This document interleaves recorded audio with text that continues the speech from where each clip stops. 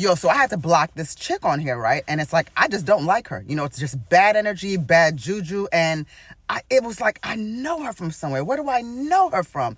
And I couldn't really piece it together till it was like, boom, right? It is nothing personal, right? You know what I'm saying? Everything's not for everybody and everybody's not for everybody at the same time. And she's just not my kind of people. And you guys are just eating this toxic content up. So to give you an example, like she'll come on here and she'll be like, my lord, part 38, the time I was shot up in the neck with 38 heroin needles. Like that's how she's doing her thing, right? But I know where I know her from. You guys are not watching the show and you need to. Tubi has the show and it's called House of Heat. And House of Heat, it's just they assemble these influencers and content creators and they're all working in some kind of like, you know, side of the industry, and it's, you know, straight content. Some of these people are LGBTQIA+, but it's just very interesting. It's a reality TV show, and you just kind of really just sort of get to know sort of the other side of things, right? So it's not focused on the sexual nature of things, really. It's kind of just like the psychology of people. I interviewed one of the cast members. His name is Brandon. I can say that, and I feel really good about it. I do not want to say this girl's name. That's how bad her energy is, y'all. Like, that's how bad it is. Like, I don't even want to, you know. Sometimes I interview people and I'm like, wow, like I could actually be friends with this individual. Highly intelligent dude, very self-aware.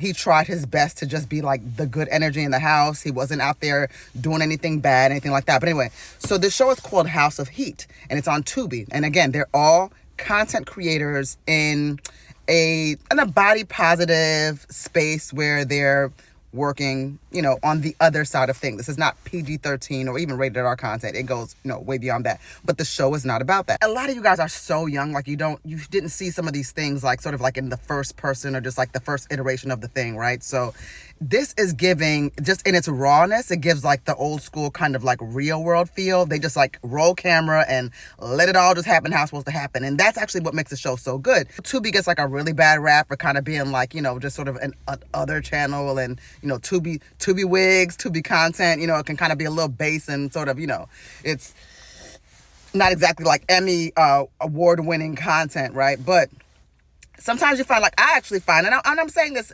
earnestly and sincerely, that I find that Tubi actually has a really good interface, and there are some really good movies and shows that are on Tubi that like they're not on other networks. So you'll find some of the classic stuff that we're missing that we haven't seen in a while. It's gonna be on Tubi. So I ain't got no smoke for Tubi. Also, I do know this as someone that is very, very good friends with people that are in the creative space as producers, writers, directors, and so forth. Tubi has made people that I personally know, has made individuals I know has made them millionaires. Like this is facts, like facts beyond belief. But this isn't about that. So when you watch this show, and I want you guys to watch this show, like I said, it's good, it's entertaining. This individual with her, my lord, she is so toxic and terrible as an individual. Like And this is what bothers me about people like this. It's like, you know, we all have our trauma, right? Like everybody has an origin story, and we all come from a place, and everything makes sense once you sort of get to know like the parts and the sum of the whole, right? But some people are just really, really trash individuals. Like some of you guys just really freaking suck.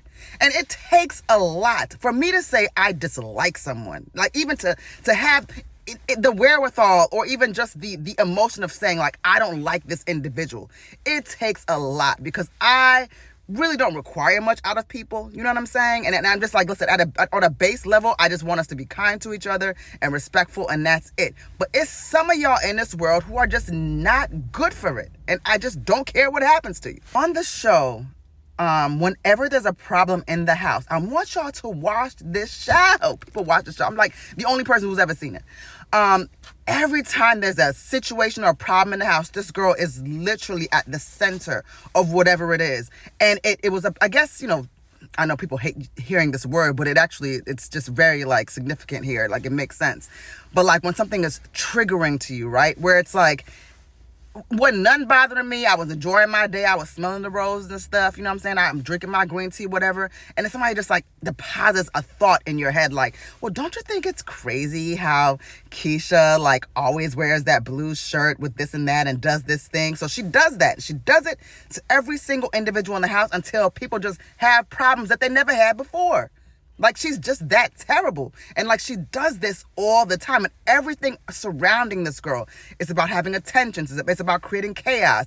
It's about creating discord. It's just about being a very ugly, nasty individual. I'm not talking about appearance or surface-wise. I'm just talking about the core, right? She is the cause, the choice, and the reason anything ever went bad on that show. And I mean, like, I guess to some extent it makes great television.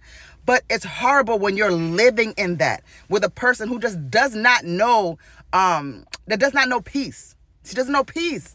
And so when you hear these stories and you guys are like, oh my God, like, that is so wonderful. Like, you were licking toilet seats. Like, oh my God, girl, you crazy as hell. It's like, no, she's actually crazy as hell. You know what I'm saying? Like, she's a crazy, fucked up bitch, you know? And I want y'all to, like, I had to block her because, first of all, she strikes me as the kind of person that would have probably, like, want to respond to it. And it's like, girl, I ain't got no energy for that. And plus, I'm just, my fuse, like, my shit is short. Like, I ain't, like, please, like, don't even come to me with nothing, because I'm a very serious person.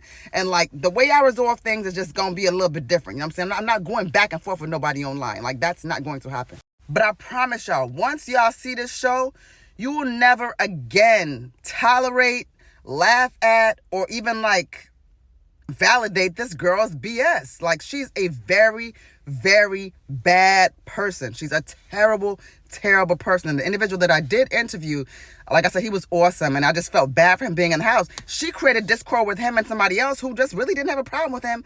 And it's just like, and the funny thing is that she came in there with her boyfriend, who's not a content creator on his own, but like, she was clearly trying to sleep with another dude who was also popular in his own right, whatever. But she was so pressed about this dude, like, not really feeling her, that she just kept trying to make situations in the house where, like, nobody would like him because he didn't like her. Crazy, crazy bitch. Ugh.